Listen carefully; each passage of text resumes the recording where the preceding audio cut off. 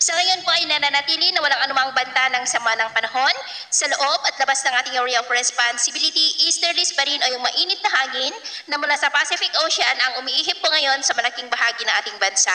Meron pong intertropical convergence zone na nag-i-extend din sa may south of Mindanao. Ito po ay breeding ground ng mga sama ng panahon na nakakabuo po yan ng mga sirkulasyon dahil sa lubungan niya ng dalawang magkaibang hangin na mula sa northern at southern hemisphere at gaya ninyong napapansin ay nakakabuo na po ng sirkulasyon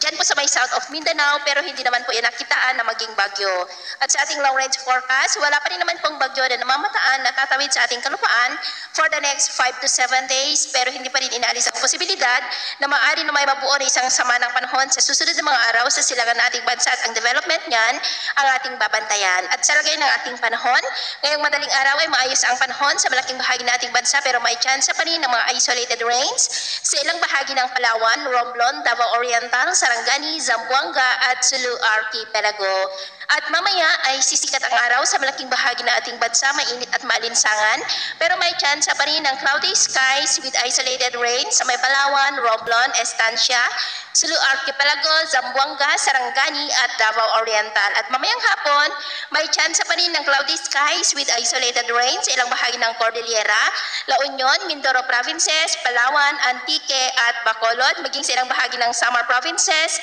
Sulu Archipelago, Zamboanga Peninsula, Lanao Provinces, Sorsogon at Davao Region. Kaya kung lalabas po tayo sa ating mga tahanan, ugaliin lamang po natin lagi ang magdala ng kahit anong panangga natin sa init ng araw at proteksyon na rin po sa mga biglaang buhos ng ulan.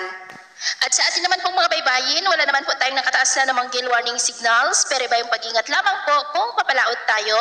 para po mas makaiwas sa mga sakunang